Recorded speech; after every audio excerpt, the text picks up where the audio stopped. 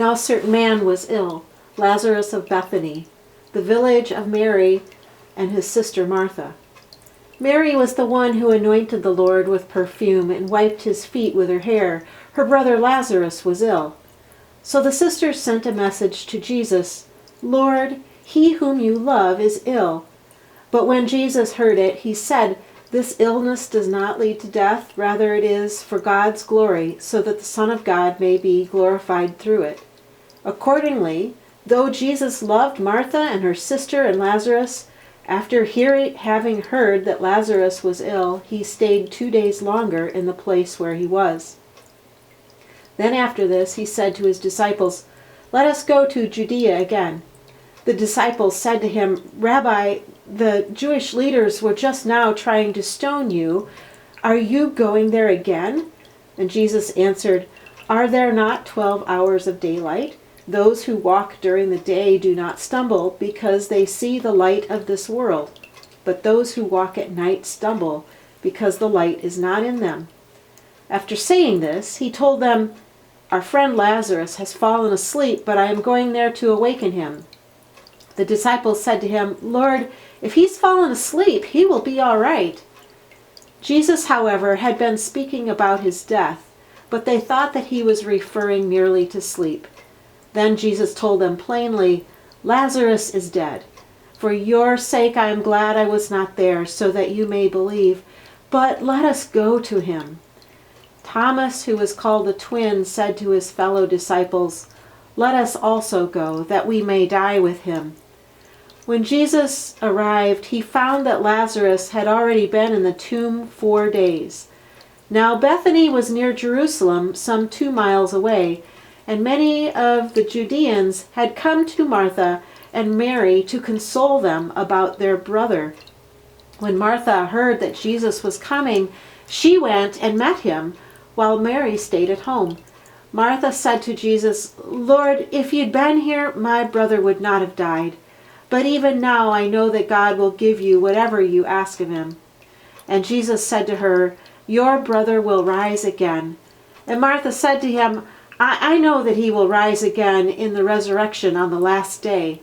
And Jesus said to her, "I am the resurrection and the life. Those who believe in me, even though they die, will live, and everyone who lives and believes in me will never die. Do you believe this?" She said to him, "Yes, Lord, I believe that you are the Messiah, the Son of God, the one coming into the world." When she had said this, she went back and called her sister Mary and told her privately, "The teacher is here and is calling for you." And when she heard it, she got up quickly and went to him.